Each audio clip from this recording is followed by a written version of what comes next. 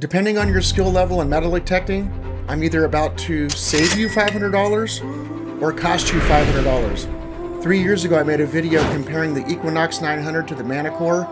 Well, today, I have a pretty firm opinion about it. I've changed my mind a little bit. Check it out.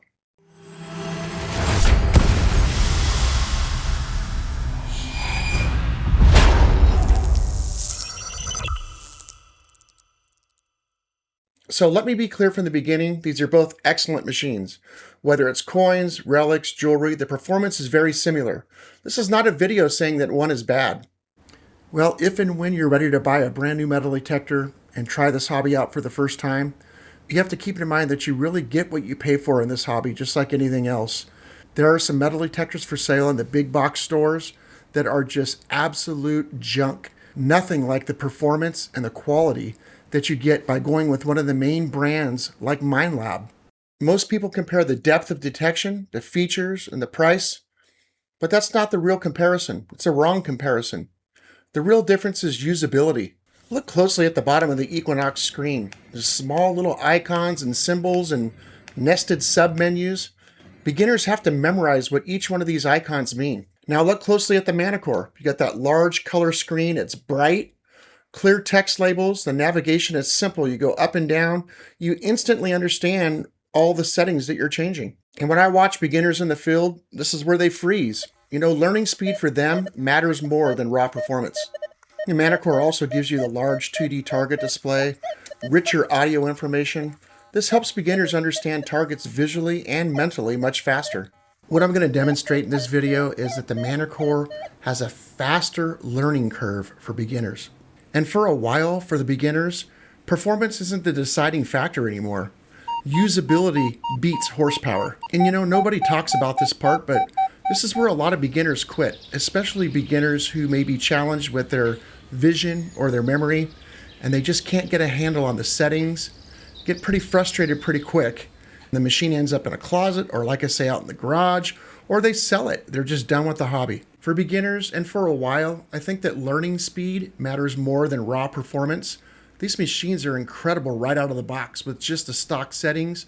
They're going to find stuff, but not getting frustrated with the menu system is huge. As far as target separation goes, they're both incredibly effective at doing that. And they're both using the multi-IQ, the multi-frequency technology. The performance is very similar. Depth is very similar as well. There are several videos on my channel featuring the Manticore, and many of those show the 2D graph and the target trace movement. I do see this feature as an advantage over the Equinox 900.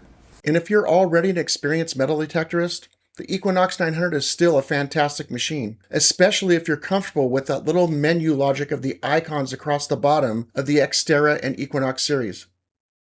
And it's not because it finds more, it's because it helps you become a better detectorist faster. You're not going to get frustrated with the machine and have it end up in your closet, your bedroom closet, or out in the garage. All right, let's do a wrap. Here's my final thoughts on this. So in this hobby, just like any other hobby, let's take archery, for example. Before you buy a new bow, you're going to do your research. You're going to want to know, what am I going to spend my money on? I want to make sure I get the best that I can get for the money that I have. So this hobby is no different. And you see a lot of people doing research. They immediately figure out that this Manticore versus 900 are two of the top machines in the industry right now. And then they see the $500 price tag difference and they're a little confused about which one should they get. Should they save the $500 or should they spend the extra $500 and get that nice big color screen?